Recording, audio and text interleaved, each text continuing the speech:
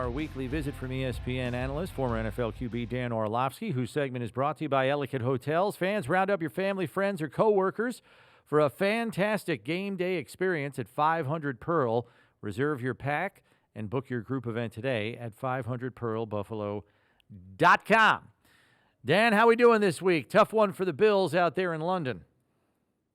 I'm doing really well. Good to see you guys. Yeah, obviously tough. The travel, the way the game played out, the injuries.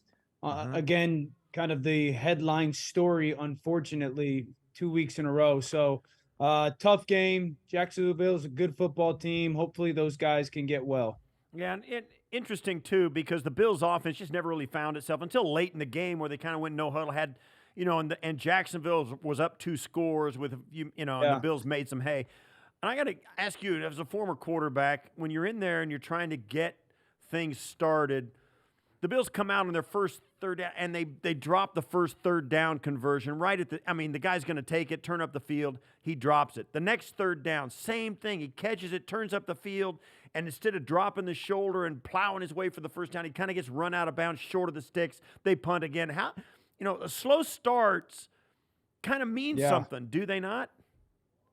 Oh, they certainly do. And then certainly against a good football team, and one offensively where, they have firepower in Jacksonville, whether, they scored 40 or didn't, they still have firepower at the skill position. So, when James drops that first third down, it's man, you never want to start that way, because then that gives you another, it's another 3 downs. What could happen in that set of 3 downs? And the slow start, I've seen that they didn't travel till Friday, and I've seen people complaining about that.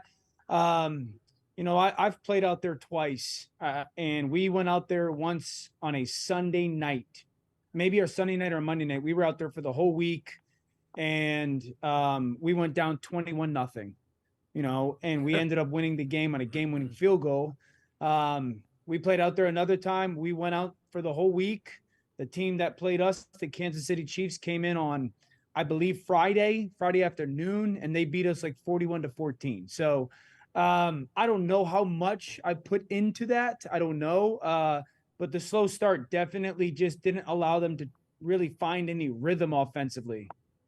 You have obviously been a big proponent of play action. It seemed like there was less of that in Buffalo's game plan this past Sunday, because their percentages have gone down in that area. And actually, when they went to it, they did have some success. I mean, they could have had a 90-yard touchdown if Josh puts it on Diggs. I realize that's not an easy throw, 50 yards down the field, and you never want to overthrow him. That's the last thing you want to do. But, Diggs has to wait on that, and it's only a 50-yard pass play. But why do you think they moved away? I guess the question here, Dan, is there anything a defense does that a OC might see on film that would steer them away from play action, or was it just a conscious decision like this is what the plan's going to be this week? Yeah, I think they only ran it 4 or 5 times. If I'm right, I think they were 4 for 4 or 5 for 5 or something like that. So to answer that question, I think really the only thing that shows up defensively that would scare or hesitate a play caller from diving in and using it as much as they maybe have in the past would be if there were certain fronts that stress that play action protection or a person in that play action more than they want to. Now, Buffalo, the play actions that they've been using haven't necessarily been, it's not like, in a San Francisco world, sometimes the tight ends have to be a part of their play action protections. And that's when Brock Purdy gets hurt in the NFC title game, he's blocking an edge rusher, a tight end is. So, but that's not necessarily what Buffalo and Ken have done over the past couple of weeks. So I lean not towards that. I mean, really in play action protection, it's more safe, now you're moving a little bit. And if you get beat inside or you get beat early, that's a problem. But that's the case for drop back protection as well. And it's not like Jacksonville does a ton of unique fronts on early downs. Like sometimes Jacksonville would get into a 5-man front. That's their base early down 5-man front where they'll put 5 defensive linemen across the line of scrimmage. But I don't think that Buffalo's play action pass protection is intricate enough where that would scare them away from it. So I don't necessarily know why they didn't do it more. And I don't think that there's a ton from a defense, unless they're an overwhelming, like overload pressure unit, that would scare you away from doing it. What do you think was missing from Buffalo's offense Sunday? Yeah, I mean, definitely. We just talked about a little bit, was way more play action. You know, they just didn't live into that world, and then they didn't generate a lot of the chunk pass game world. And not only that, you know, I think we touched on this last week, guys, is if you watched, you know, I'm talking about this today on NFL Live, this second level, meaning like that linebacker level, right? That 5 yards off the ball level of Jacksonville's defense was downhill in the run game. And we hit last week that not only putting Josh under center and running play action was, you know, great for them because it helped their protection and Josh could drive the ball downfield and it allowed Steph time to work on his routes because that's his superpower. They had become a top 3 run team when they would put him underneath and run the football. That wasn't the case again. And, you know, if you watch Jacksonville's second level defenders, when they're trying to gun run the ball, it's downhill hit. And so they lost that element of their offense as well. And so I just think kind of reverting back to that and not even expanding it hindered them a little bit. And they didn't gain any type of explosive plays outside of 1 or 2. And one of them was that play action to Steph. So it just forced a higher level of efficiency, and that didn't happen. All right, so spinning it forward to the Giants here in Week 6, I know the Bills, even despite last week's game, are still second in the league in point differential behind only San Francisco, you know, who's been wiping the floor with people lately. The Giants are on the complete opposite end of the spectrum. They're minus 91 after 5 games, Dan. Like, it's 31 more points than the Broncos in terms of net point differential. That is, I mean, I know they were struggling, but that's just stunning to me after 5 games. They've scored 3 points in the first quarter all season. We know that Daniel Jones has come under fire. He's actually gotten injured too and is a little bit iffy for this week. Do you just break it down for us offensively for them? Is this more a byproduct of Jones' internal clock is completely shell-shocked from all the pressure that he has received? So is this a protection issue, or is it, you know, Daniel Jones not letting it go and trusting it issue? Yeah, it's more of a protection issue, and it's gotten worse as the weeks have gone on. And then it's the quarterback isn't one of those guys that can overcompensate or overcome some of the protection issues. Last year, the success for the Giants came from really 2 things, at least specifically to the offense outside of Saquon's performance. They did a great job of prioritizing protection. You know, they would have 7-man, 8-man protection, and they weren't super explosive on offense, but Daniel didn't give the ball away. They stayed ahead of the chains. They were very efficient on offense. And then they would hit a chunk here or there. And they never panicked. Daniel wasn't in moments of panicking with the football because he had to think too fast. That hasn't really been a foundational piece of this year. I don't know why, but that hasn't been the case. And the second thing was Daniel was a problem solver. You know, like he did a great job last year of, you know, I got a problem with protection here, get the ball out, or I got a problem with the coverage here, throw the check down. And it was a very boring offense in many ways, but it was what was necessary for them to have the chance to win, and they did. And this year that's gone away. And I don't know why schematically they got away from some of the protection stuff. And they've dealt with injuries on their offensive line. Yeah. I'm very shocked that they've played as poorly as they've had on offense.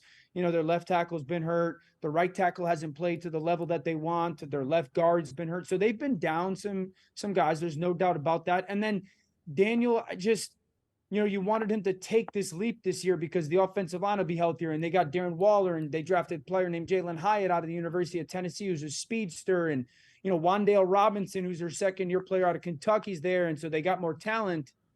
And Daniel's just not that player. He's a good player. He's just not that player. And it's kind of been a snowball for their offense. So how do the Giants, what's the scenario where the Giants walk into Buffalo Sunday Night Football and beat the Bills. I mean, how it seems as though and we've talked about it at length. When the Bills get beat, they help the opponent. Now, certainly they didn't do it with turnovers or anything, but penalties hurt them this last week. They were flat. They couldn't, drop passes, the untimely drops, not being efficient on offense. How do the Bills help the Giants this Sunday night if the Giants are going to win this game? Yeah. So I'd say like the Bills would have to be really poor tackling, just because the Giants will I would imagine do everything they can to get the ball out quickly, given the pass rush that Buffalo still is showing. So get the ball out quickly and try to get completions. You're playing against the zone heavy defense in Buffalo. So they'd have to be really poor tackling on the defensive end. And allow the ball to get over their head with a Jalen Hyatt, but they haven't really tried that, Steve. They haven't really tried that. So I think defensively, it's just like, can they make sure that they tackle really well? Because their defensive line should be able to have a ton of success against the Giants' offensive line. And then I think offensively, you're going to see man coverage. Their pass rush has been okay. It hasn't been as good as expected. They will throw some unique coverages at you. They had a pick 6 off Tua last week, but that was a little bit more of a Tua thing. If you remember the interception that you guys had, Buffalo had against Tua when he's trying to throw the seam route, is a very similar kind of concept where they didn't look at Tua's eyes. They just kind of stayed to where their landmarks of the defense. And so, I don't think that their defense was like this takeaway defense. And then Tua threw another ball where miscommunication for another interception. So Josh will see some man coverage. He'll see some unique coverages. He'll see some unique pressures and blitzes because I would imagine they'll try to take the ball away. So, if Buffalo plays their level of football, I'm not even saying like their A level of football, but like their winnable level of football, whatever you want to categorize that is, that they should handle New York. Does anything change if for some reason Daniel Jones cannot play with the neck injury and Tyrod goes in? Bills fans are all too familiar with Tyrod, but within the scope of the Giants offense, does anything change if Tyrod gets the start Sunday night?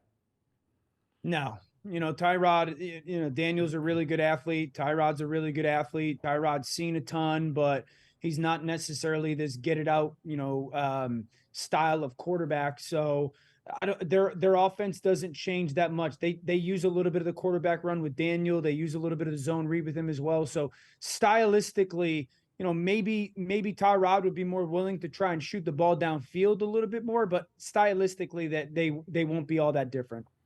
So as you see this game going forward for the Bills, certainly they didn't forget how to play offense this last week, and certainly the Jaguars are no pushover. What do you see around now the Bills, you're right, have been decimated by injury. What about the teams, and I guess every team does it. What do you see as the prognosis for a team that's got to overcome all this stuff, stay healthy, you know what I mean, acclimating guys who are not expected to play, now they're playing, now they're starting, and you may have to make some different decisions about your style of play as an offense or defense when you got guys in there that are different talent level. Yeah, I don't think offensively there's a ton of concern right now with injuries. I think defensively, and these are like the never fun comments and/or conversations. I always get kind of stuck with this stuff, Steve. Or not stuck with it, but because big time players will get hurt, and we'll often hear people be like, "Oh, they'll be okay, or they can survive."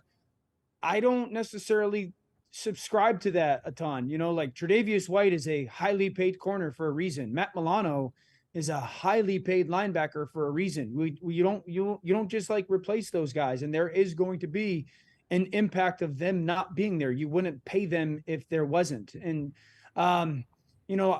I think that the burden of their defensive line is going to go up, and I don't know what Jones's health and long-term prognosis is, but the burden of the defensive line is going to go up.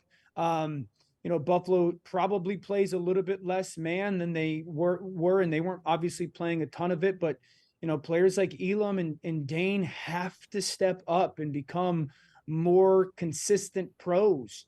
And are they capable of that?